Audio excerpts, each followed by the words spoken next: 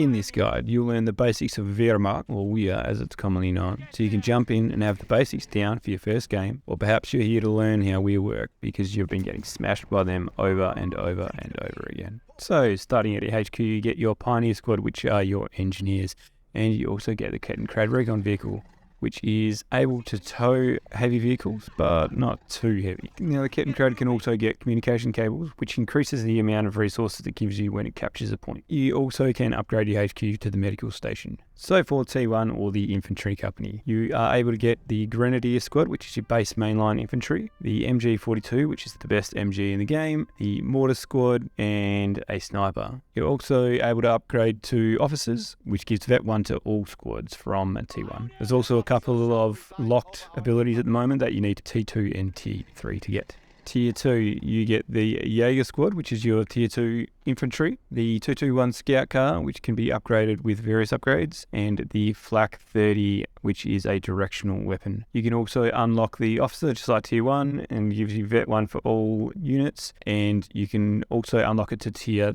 2.5, just like DAC, and that gives you the Verbal Wind and the Mud 3M. Now you also get that first unlock in Tier 1, which allows you to upgrade your Grenadiers to Jaeger. So they disappear, and then about 10 seconds later they reappear as Jaeger, but losing all their vet if they had any. And so Tier 3, or the Panzer Grenadier Company, surprisingly enough has Panzer Grenadiers, and it also has the PaK-40 anti-tank gun and the 251 medium carrier. Now, the 251 can be upgraded to either the medical conversion or the Stimmel, which is the anti-infantry derp gun.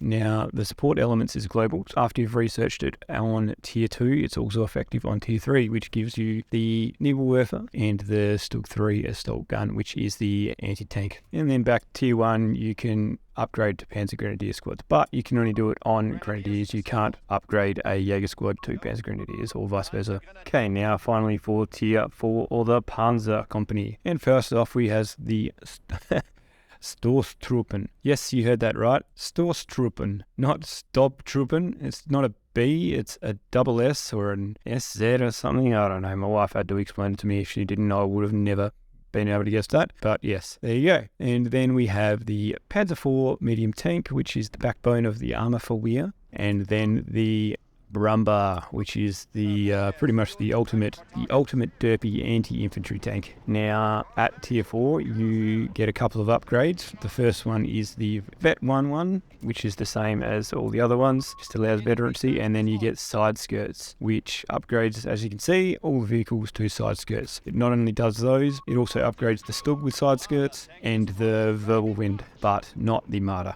I will just run through all the different infantry types for Wehr, because it can be confusing for new players. So first you got the Jaeger, which can either be upgraded with the Reconnaissance package, which upgrades them at long ranges against infantry in cover, and also gives them the flare. Or you can give them the Panzerschreck, which is the best infantry anti-vehicle weapon in the game currently. And then Panzer Grenadiers. So they are an anti-infantry squad, good at close and medium ranges. They've got the assault grenades, which launches a bundle of grenades, which is a really good anti-infantry grenade. Then you have the Grenadiers, which are your baseline infantry, which first might seem like a pretty mediocre standard infantry, but they have a couple of interesting features. You've obviously got your first abilities, which are the grenade and the Panzerfaust, which are unlocked behind Tier 2 or 3. But then you've also got another ability like the Soviet conscript one from COH3, which is the merge ability, which allows you to merge into other squads or units like team weapons.